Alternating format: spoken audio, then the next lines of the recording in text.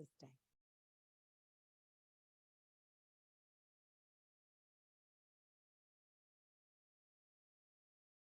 This is from Jeremiah chapter 28, 1 through 14.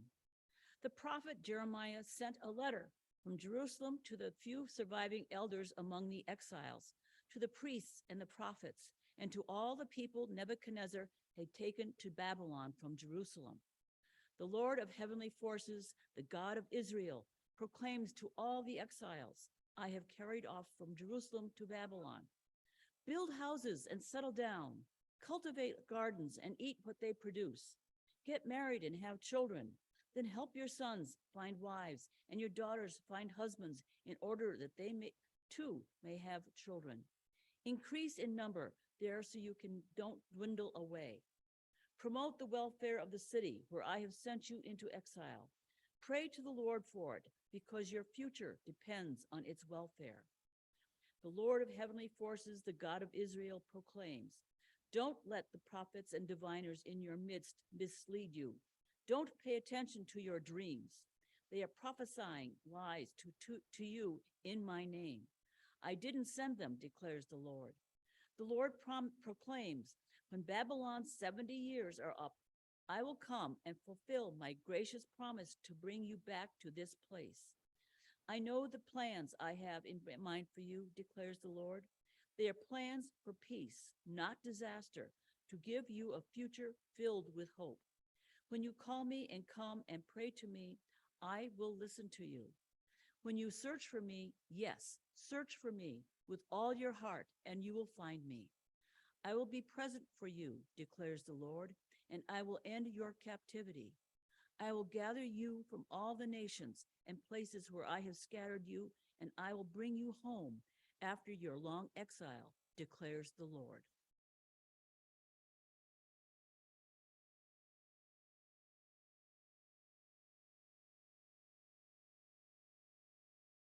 Thank you, Maggie.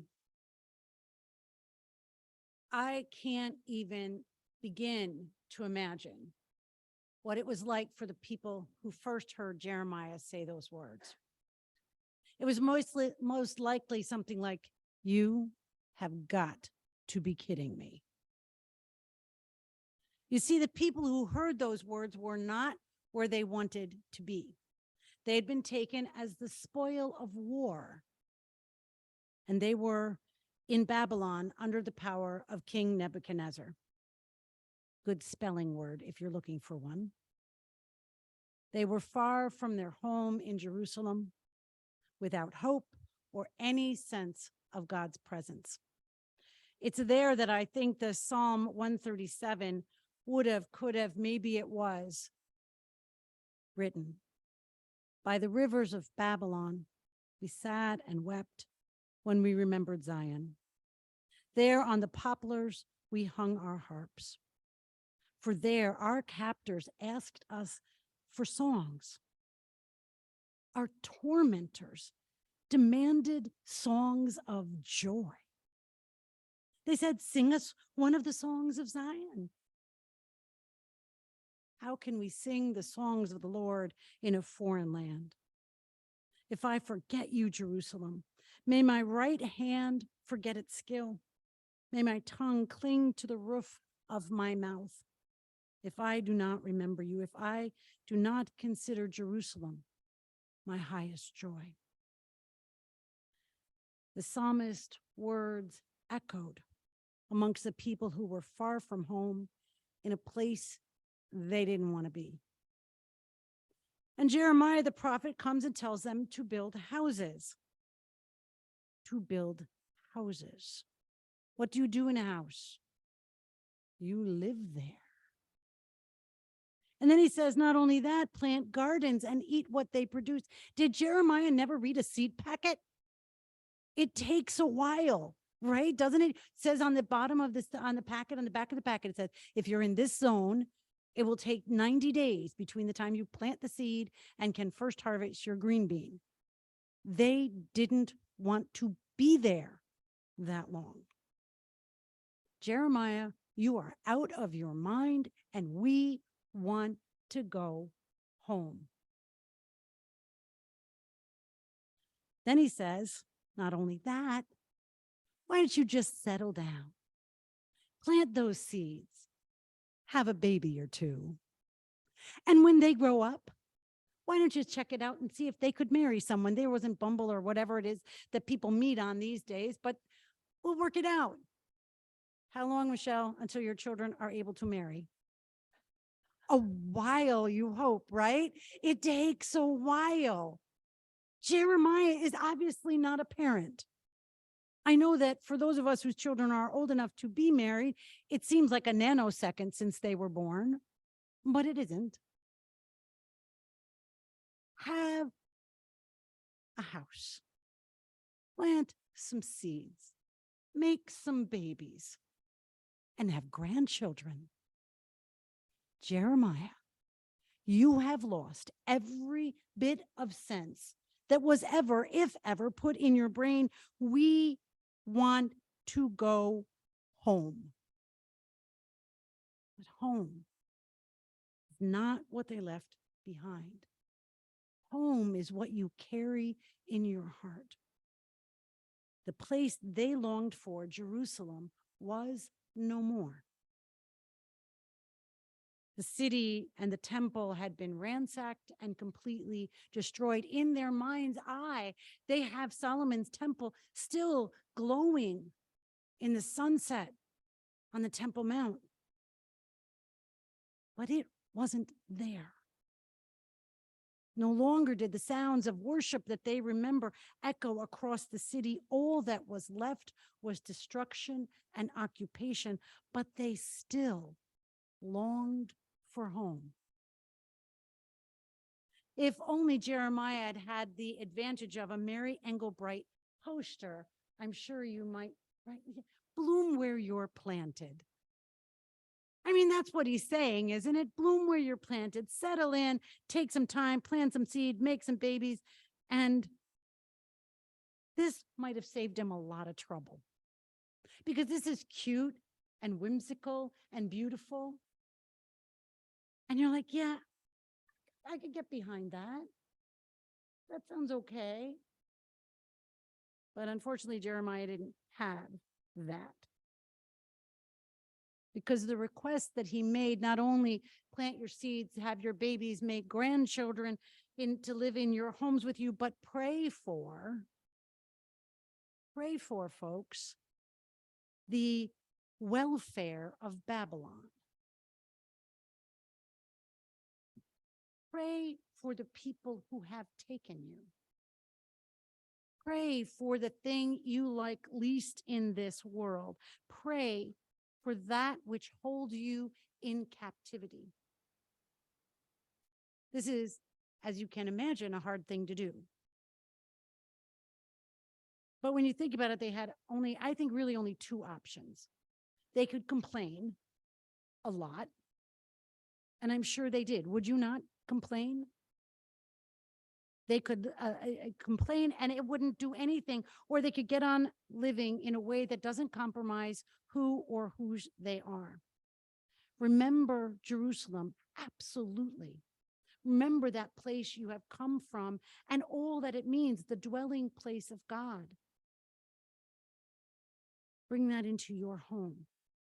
Remember the blessing, the presence of worship, and bring that into your heart.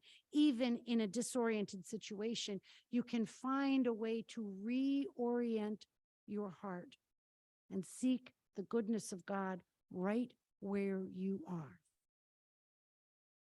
I don't know if Mary Engelbreit had been reading Jeremiah when she drew this picture.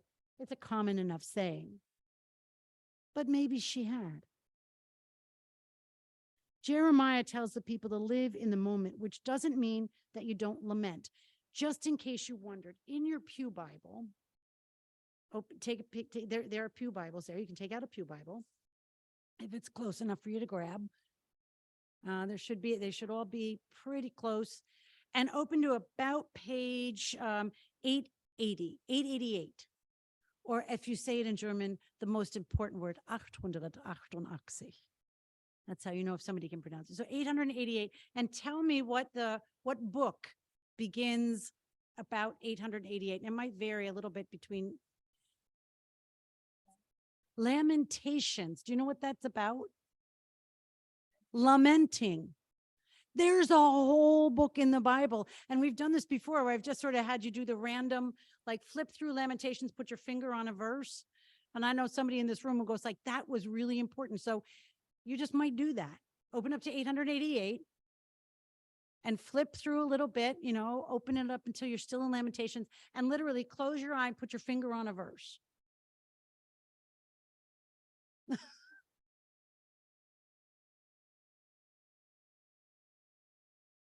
Does that verse speak to your heart this morning in any way?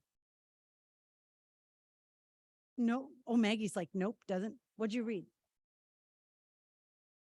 What is it? He shot his arrows deep into my body. Now he assaulted me all day.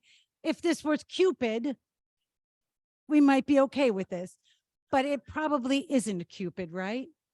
Have you had that feeling of being shot with arrows in a day, in a period in your life? Oh, yeah. Few of us know that feeling. Jeremy found one. He's like, oh, I found one.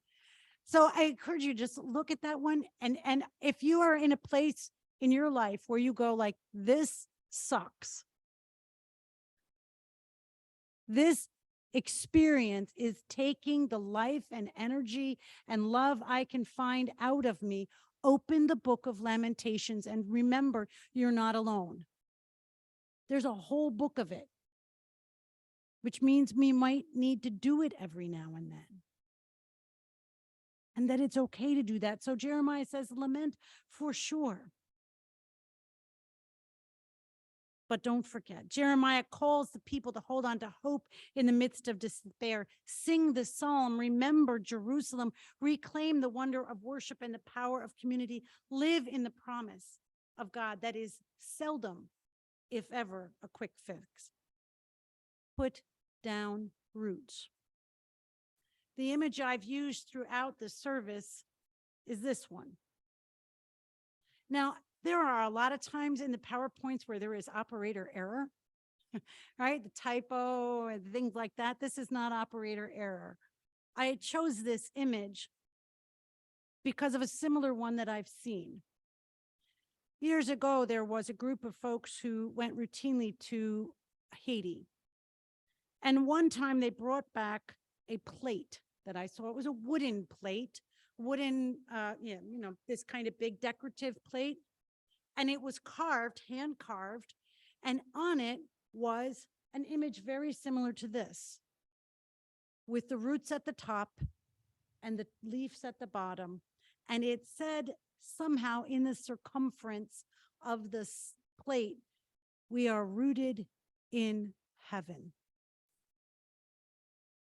We're rooted in heaven. I've never forgot. I saw that plate like once.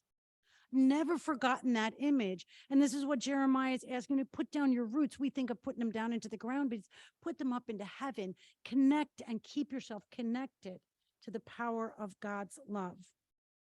This carving was done by people whose day-to-day living was utter desolation and extreme poverty. They did everything they could to bloom where they were planted, to care for one another, to plant seeds of hope and possibility in their young ones, to share their story and their perseverance with others, to encourage community building. That's how the plate got in my presence. Community building. People went, worked with, served with, purchased that plate to allow them a livelihood, build relationships where you're planted. They were living in exile. And they chose in a place that you and I probably cannot imagine to keep their rootedness in God's promise. There may be times in your life, maybe there have been, maybe there will be, that you have felt like you were in exile. You've been given a medical diagnosis that turns your life around, or someone in your family or the loved one has. A relationship has changed. in a way that's no longer life-giving. An opportunity has been missed. An attempt at change has failed yet again, where the possibility of reconciliation has passed. You are untethered and disoriented in those moments. Lament all that is not. And if you don't have words for that lament, you now know where to find them. My body has been pierced with arrows. You have felt that. You are not alone. Grieve what is no longer. Weep for the dream unrealized, and then, my friends, bloom where you're planted, and live in the moment of hope and in community and in the promise of God whose love knows no limitation. Corrie ten Boom, a woman who was lived during World War II, and I believe she was in Holland. She and her family took in Jewish refugees and hid them until they too were discovered. She and her sister were taken to one of the concentration camps, and there they prayed. They kept their roots firmly grounded in God's love in the midst of a living hell. In the words of hers that I remember, she said, "There is no pit so deep that God's love is not yet deeper still." There is no pit so deep that God's love is not yet deeper still. Be planted, roots in heaven, nourished by a God whose love knows no limitations. This ancient story reminds us that God is present, that God will be with us as long as it takes, yes, longer than the seed packet, longer than adolescence, longer than potty training, longer than driver's licenses, longer than anything. God will be present and encourages us to live in our lives in a world, especially these days, that feels divisive and disorienting. And remember Jeremiah. Remember the words of Jeremiah of God's steadfast love that calls you into that love, to resist injustice, to live and serve God right where you are. These words, not drawn by Mary Engelbreit, she didn't make them one of these. It says, "I know the plans that I have for you, declares the Lord, plans for you to prosper and not harm you, plans to give you hope and a future." Be planted in God's love, especially in times of desolation and exile. And know that these words were not just written for individuals. I have these actually hanging, not this particular picture, but these very words in my laundry room. I remember that sometimes when I am doing yet another load of someone else's laundry, my children's or whomever's. I know the plans I have for you, God. Plans for peace, not for disaster, to give you hope. I see these words often. I'm grateful for laundry. I'm grateful for the people I get to do laundry for. But every now and then, I need to hear them. And so these words have, I know the plans I have for you. But remember, Jeremiah wasn't talking to individuals. He was talking to communities. Know the plans I have for you, declares the Lord. Plans for peace and not disaster. Plans to give you a future filled with hope. May these prophetic words be a blessing this day and always. Amen.